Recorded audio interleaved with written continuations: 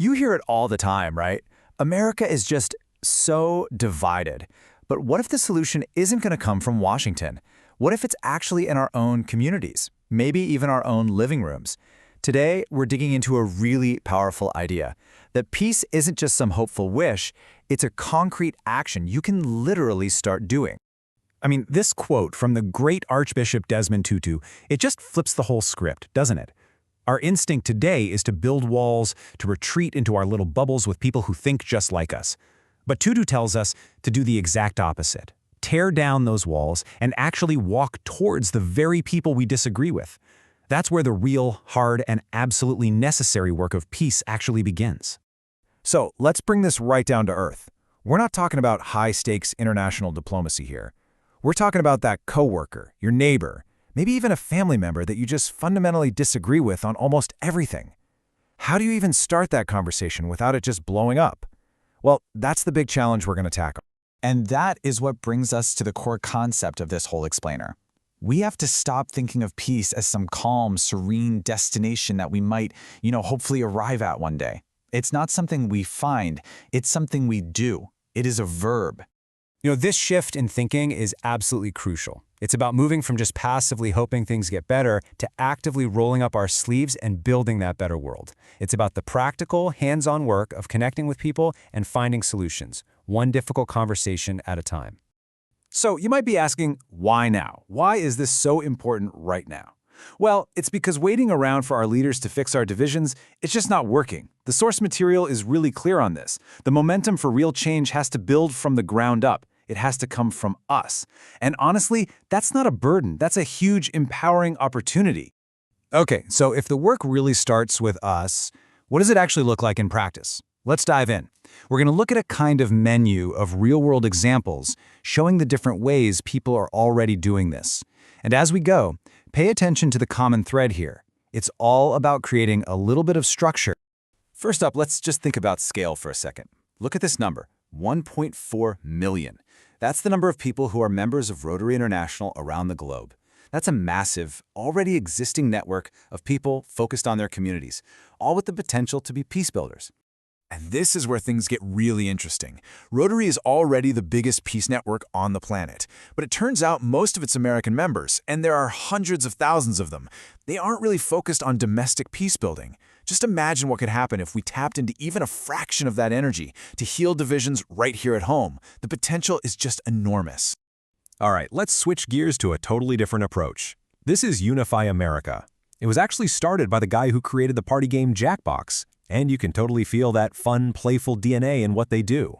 They basically changed the entire goal of a political conversation, so it's no longer a competitive debate where you're trying to win. Instead, it becomes this cooperative dialogue where the only goal is to find common ground and just understand where the other person is coming from. It's a real game changer. And get this, it actually works. More than 20,000 students on over 200 college campuses have done their programs. They're kind of like a political speed dating session. And the result? People leave feeling more hopeful and way more confident about talking to people they disagree with. Now, what about the younger generation? Well, there's an organization called Youth in Peace in Action, and they provide this really powerful framework for change. They use this SMART model to help high schoolers move beyond just talking. They help them create real, local projects, tackling issues like homelessness or intolerance with a real, measurable impact right in their own town.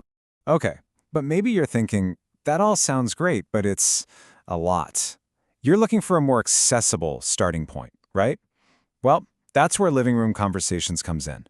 The model is just brilliantly simple. You have one host from the left, one from the right. Each of them invites two friends. You all get together and just follow a structured guide that they provide. It's this simple, powerful model that anyone, anywhere, can use.